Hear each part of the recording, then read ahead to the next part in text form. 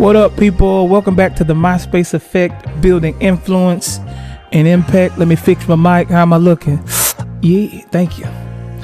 I'm your host, Herschel Peters. Oh yeah, we back talking about leadership, life, and the spaces in between. With Valentine's Day coming up, there's a lot of noise about love right now. Flowers, dates, posts, performances. But there's a lot of conversation we don't really have, especially this time of the year. Because some of the most loneliest people aren't single. They're in relationship, they're connected, but they're not covered. Some talk every day, some spend time together, they share spaces, but when that pressure builds up, when it shows up, and when life gets heavy, when decisions have to be made, they're still carrying everything alone. So today's conversation, I want to talk about lonely in love when connection doesn't equal coverage. Connection gives access, but it's coverage that gives safety. And if pressure reveals absence, that's not love. Really, it's liability. Let's get to it. This is the MySpace Effect, where identity meets influence, depth over distraction, and becoming who you're called to be outweighs chasing attention. Hosted by Herschel M. Peters. Let's get into it. Valentine's Day, I didn't see a lot of them.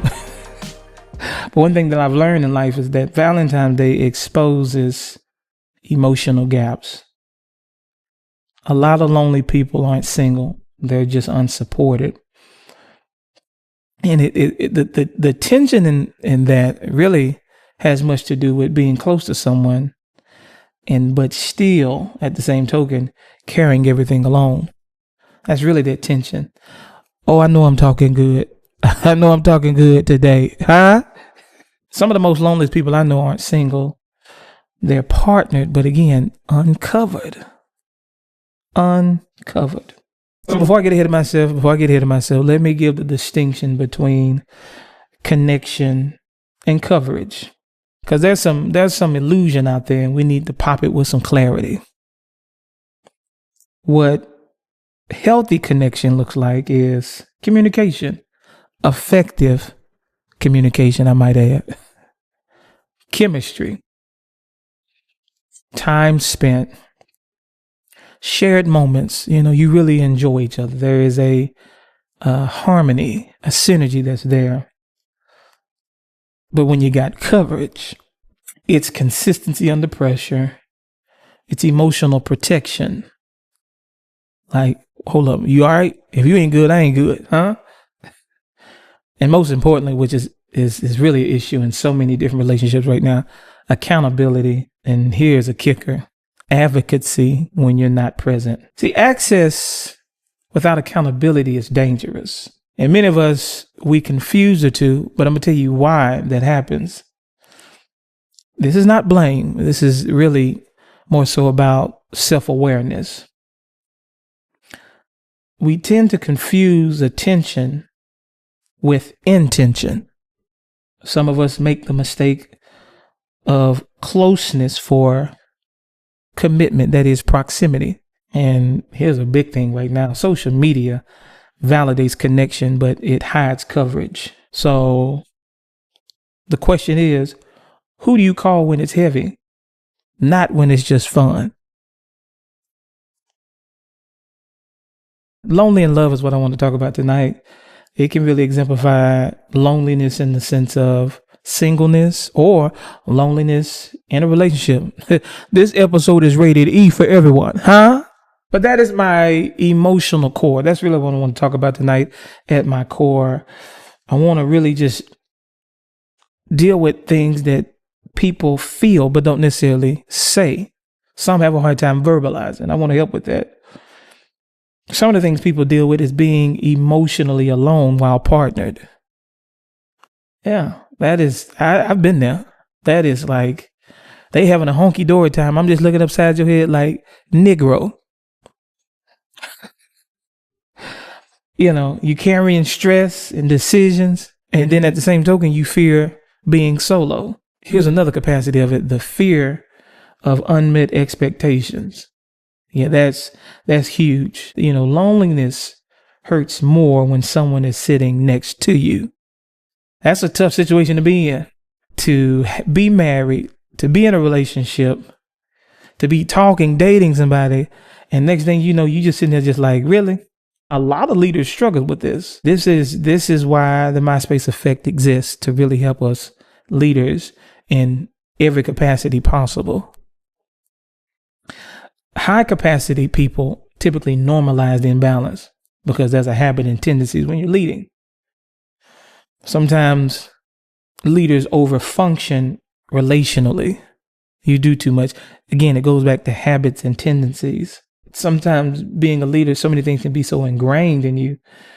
That ability to give, that being that type of giver, really attracts consumers. See, strong people don't attract better love. If anything, they attract more need. That's something I had to learn in life. Like, I found myself attracting women that needed an anchor.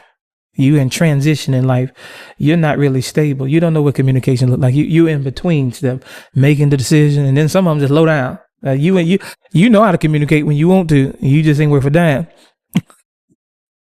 So it could be a catch-22. You got to really discern that stuff. But I've seen it. They enjoy the coverage. But no. I'm just meeting a need. I got some needs too, huh? But yeah, typically strong people, they don't attract better love. They really attract more need. I mean, needy people come from everywhere. I need it. And that's why so much people be heartbroken and jacked, because you find out I'm just being used. It's conditional. It's what you can do for me. I'll do enough to just keep getting what I want. That's not everybody. It's a big portion of it, a big potion of it, huh? But I want to reset the standard regarding what real coverage looks like. This is how you know you got real coverage in life, not just connection. You have consistency, not convenience. You have protection, not possession. Here's a big one. You have responsibility, not access. And one of the ways of being able to discover this is by asking oneself, who protects your name when you're not in the room? Who protects your name when you're not in the room?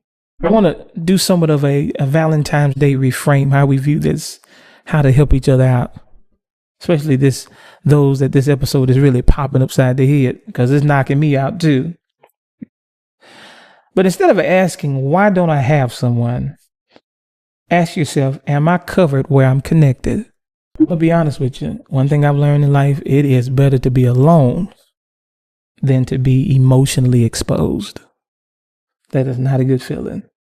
Vulnerable, just exposed, no coverage.